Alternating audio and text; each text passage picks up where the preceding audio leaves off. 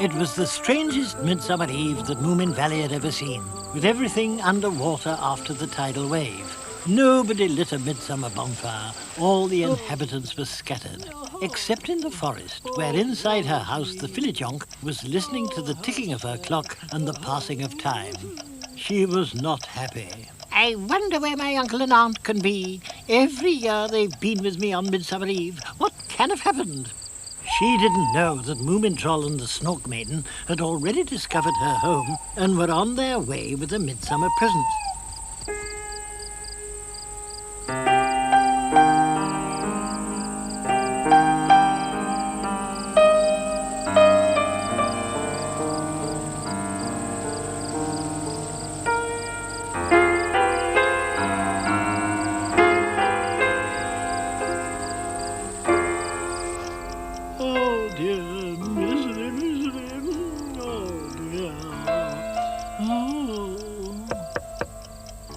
My uncle and aunt, exclaimed the Fillyjonk happily. Oh, she said, disappointed. Who are you?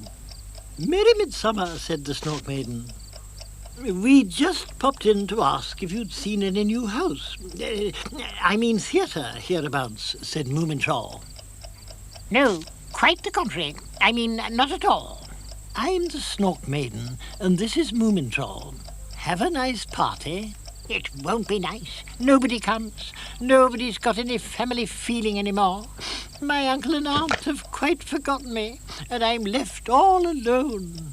Why don't you ask us then, said the Snork Maiden. When you think about it, said Moomin, we're very nice.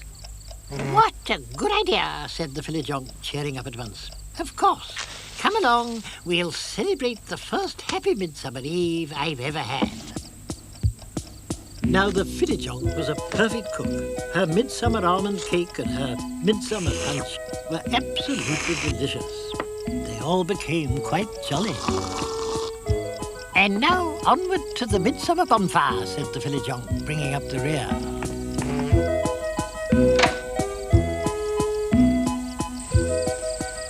Outside, the sky was still quite light, and the night was warm, full of promise and the scent of herbs. What a happy midsummer!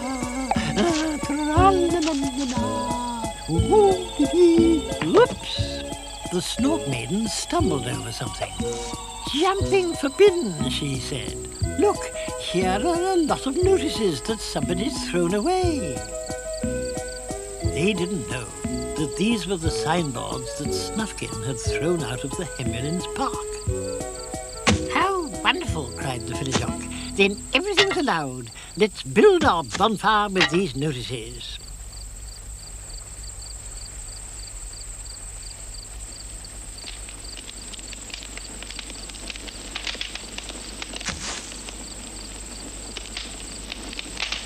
Now we'll dance round it until they're burned to ashes.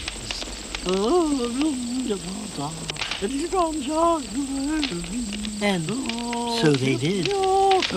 God feel the flowing roar, and he doth run.